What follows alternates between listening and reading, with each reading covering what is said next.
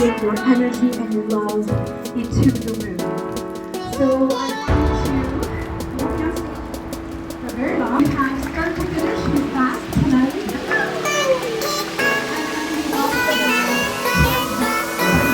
Before Christmas. I keep saying that. That's awesome. Thank you. We'll hear from our charities. We'll thank our sponsors. We have a few more sponsors. And we'll talk about member sponsors. So we're going to explain all of the we will share the music in the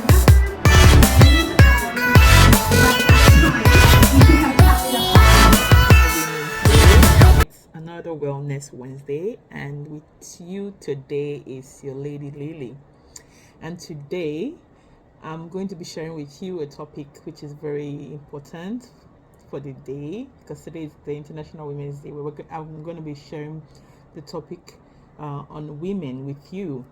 I'm going to be having a presentation, so I would like you to stay put and enjoy this section where other counselors are going to be talking about their experience interviewing workers at women facilities for abused women, and also some of the clients, women who find themselves in abused centers, to get care until they can find their feet again. Once again, I want to wish every woman a happy International Women's Day. Stay strong, stay productive, continue to be you as a woman who is a builder, who is a creator, who is a lover. Don't be deterred by the challenges around you. Don't lose hope for a better world for you and for your world, for your children, and even for other women that are yet to be born. Once again, I say happy International Women's Day, and please join me on this section talking about women when it comes to managing your well-being, mental health. Thank you very much, and see you. Lydia Akpocha, Sherika Davis, Omara Stephen, Amin Millier, Sherika Taylor, and me, Cadet Merkley. Next slide, please. Okay.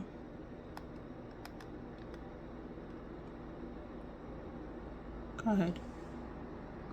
Women have been an integral part of human society since the beginning of the time. Despite this, women have often been marginalized and discriminated against in various aspects of life, including education, employment, and politics. However, the struggle for women's rights has gained momentum over the years, and significant progress has been made toward achieving gender equality. Today, women have been broken through the glass, selling in various fields, including science, technology, politics, and sports. In this context, this group works about the subject of women. You'll understand the different types of women, the psychology of women, alpha versus beta, the intimate partner violence, abuse, women in depression, etc. I will be presenting on is understanding the psychology of women.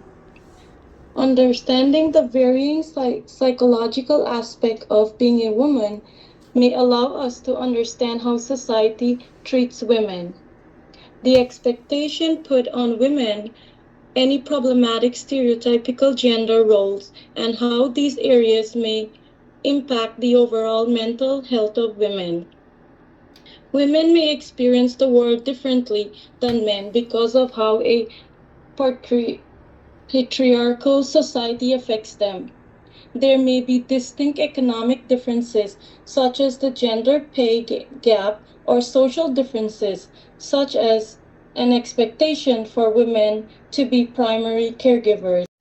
Daddy's princess, tomboy, badass, no makeup, can't survive without makeup, pseudo-feminist. Different types of women. Type of violence is the number one cause of injury to women in the United States. And the statistics about women who are most at risk can tell an important story. Studies show that abused women are more likely to suffer health complications like heart problems. Women who are abused may be more likely to have a partner who has a substance use disorder, have a partner whose employment is sporadic or who has recently become unemployed, have a partner with less than a high school education, have a partner abused by an ex. Women and depression. According to a study, women experience depression more often than men. The global prevalence of depression for women was 5.5% in 2010, but it was only 3.2% for men. Researchers have studied the differences between depression among the genders and have learned that women had more internalizing symptoms while men have more externalizing ones in depression. Women had more depressive disorders related to hormonal changes, but there were few treatments designed especially for women. In certain studies, women have been found most at risk for depression when they were part of one or more of the following groups: intimate partner violence, violence against girls and women, a lack of reproductive freedom and rights, a lack of affordable daycare, pay inequality, expensive daycare, other when a service provider shows a commitment to supporting a woman, the provider sends a powerful message that the woman herself matters. Overcoming the isolation. Women with experiences of abuse become socially isolated and disconnected due to forced confinement, monitoring, and control from abusive partners. They often find that connecting with others is not safe. Their isolation is reinforced by services that are not accessible for women. The situation is even worse for women who use substances and or have mental health concerns. In group isolation, they realize they are not only one, that there is adequate time for each woman to share her experiences. Focus on women's safety and well-being. Sometimes helping professionals, friends, or family do not stay focused on the women's safety and well being. The focus can shift to the relationship, attempting to keep the family together at all costs, to the children and their safety as if it is independent of their mother's safety, or to the mental health, addictions, or childhood experiences of abuse, a shift that will not keep the woman safe in the present. Believe women 100% of the time generally. Women who have experienced abuse or not believed often this is because their partner is good at representing his perspective, while women are often harshly judged for failed relationships.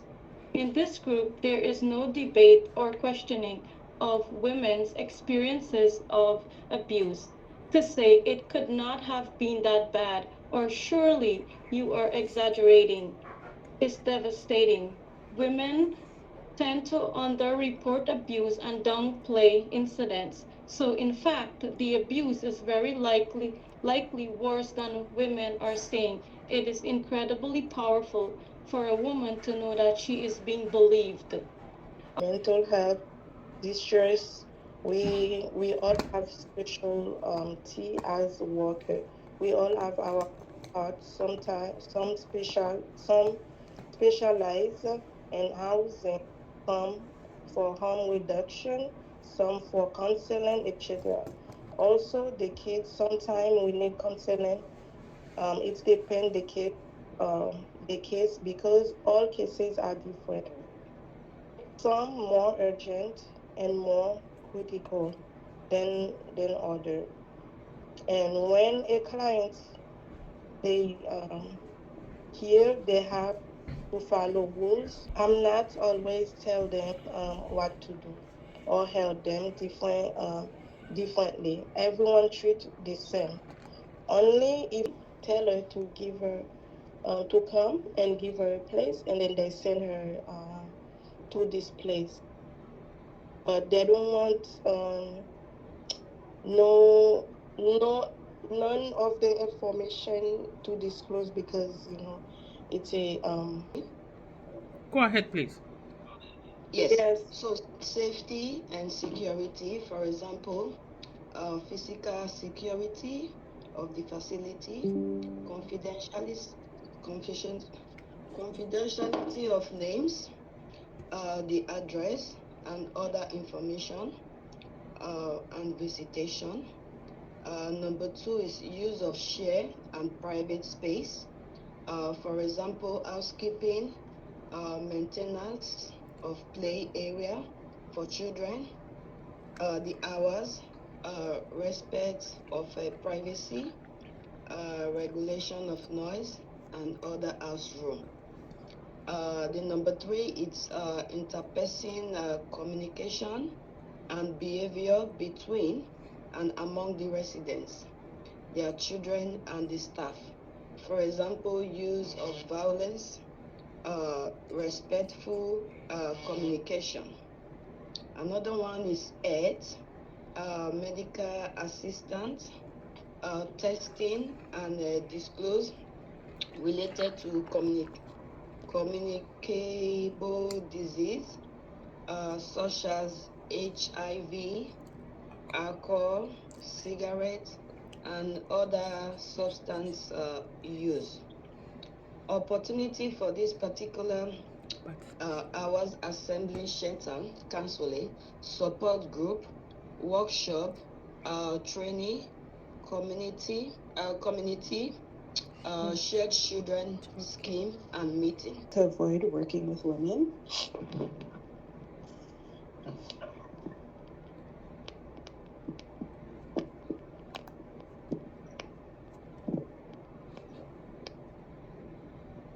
Don't place shame, blame, or guilt attachment. While it is not a problem to have empathy, it is best to avoid getting attached to women you are working with in order to get them everything they need and require unbiased. Labels, for example, victim, domestic abuse, try to stay clear of certain labels and word choices. Questions such as, why did it take you so long to leave? Ineffective communication. Don't listen to answer. Listen to effectively to communicate with your client in order to help them effectively and get them the proper and right support needed. Also, so they feel they are heard and safe. Yes, so I'll be talking about the barriers and bias workers face working with women by Lydia Akocha.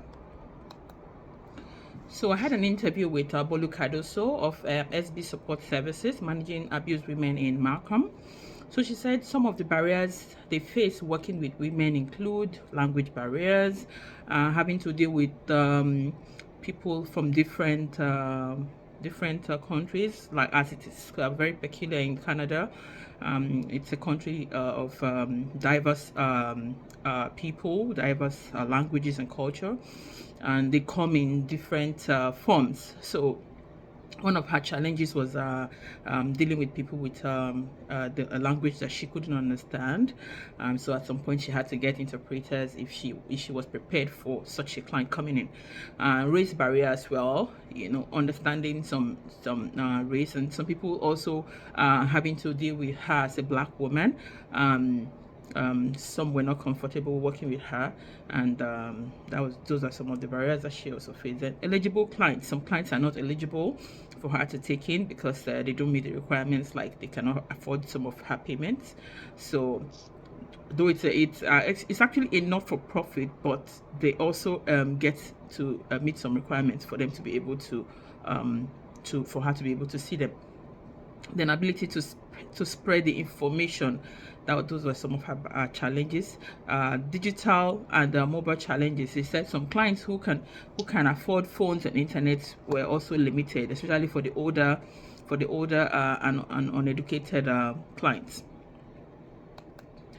Then impatient clients. She said one of the challenges she had was dealing with impatient clients who were not willing to wait for their turn, because they just wanted to just walk in and get solutions. And some of them also did not want to wait for their time, because these things have to follow processes for you to put them in a good place. For those who are suffering from abuse, and they don't have a place to stay, so some of them are very impatient, so that's also very stressful for her. Truthful clients, she said, some come with stories that it's actually in her heart. It's sometimes she doesn't really believe all of the things that they say, so then she said stress from handling too many cases sometimes is one of her challenges.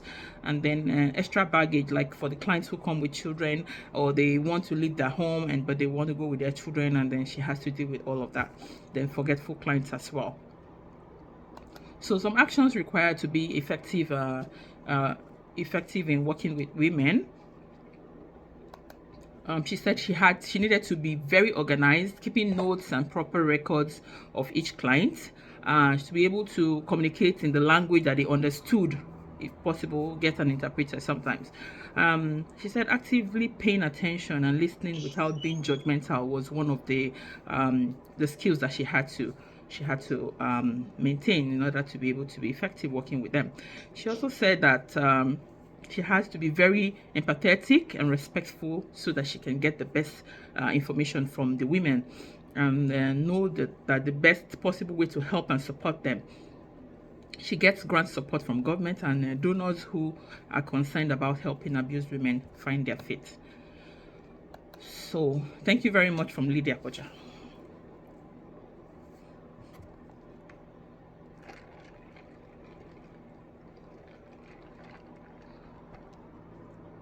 Please go ahead, Sherika Taylor.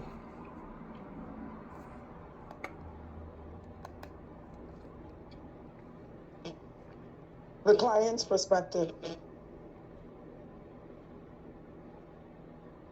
My experience with the shelter is you can get help with getting stable, but there were times when I felt uncomfortable with bad checks, the curfews, and what you can and cannot do. There were also times when the staff did not know how to speak to you. I also felt that they should know the difference between each client and to treat everyone and not to treat everyone as the same. Sorry, because not each client situation or mental condition is the same. So each client should be treated differently. I also think the food was not good, and service out there. A lot of the ladies complained. I appreciate the help getting shelter, but I honestly feel like sometimes mentally it was not good for most of us women. Imagine putting a mentally unstable individual in a room by themselves, bringing their breakfast, lunch, and dinner, but no one to talk to or assist with your mental issues. I've seen a lot being a person that has not experienced these things before coming to Canada as a refugee.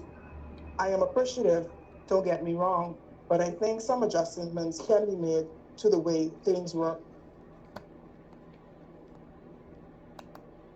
This client was a client, at the Scarborough Women's Shelter. She said she spent almost a year there. She was a refugee. She came from the next country into Canada, so that's where I got that from.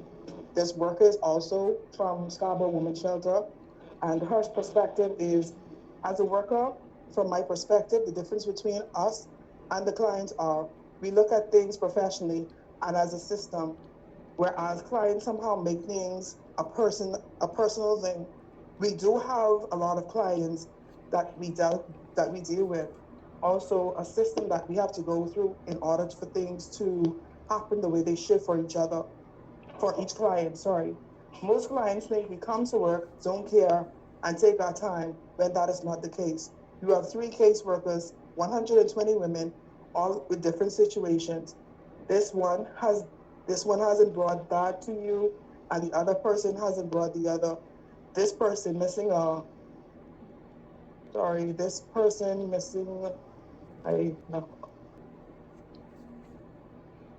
Maslin, please go ahead.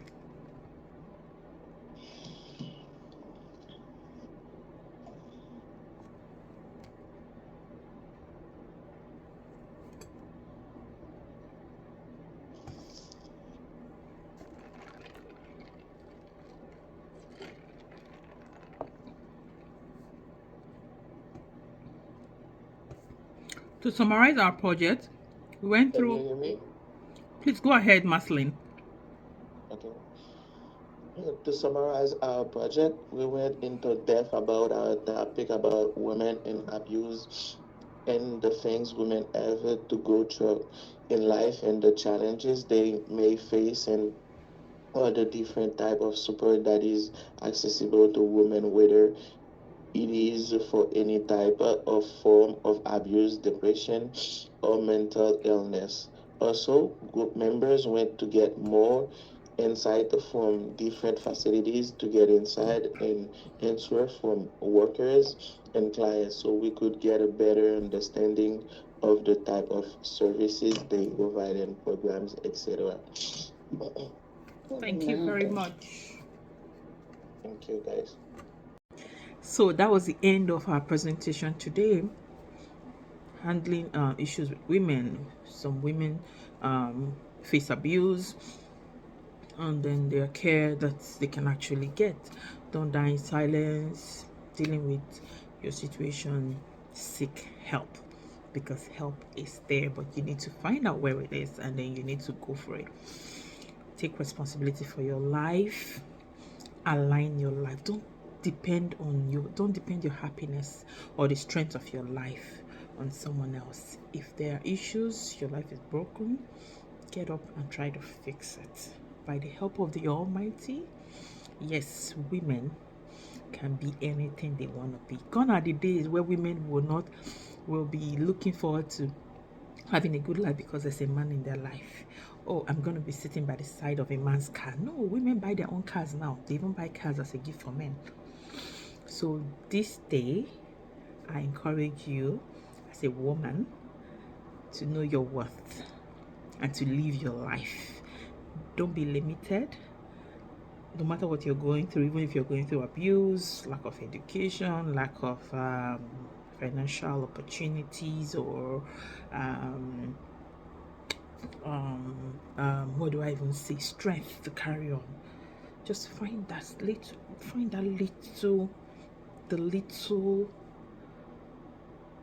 last strength in you to just pick yourself up and seek help. Don't be too proud to ask for help, and don't be too dependent on people. Don't put your trust on anyone, but trust in God, because in the scripture it's there that woe is any man who puts their trust in God.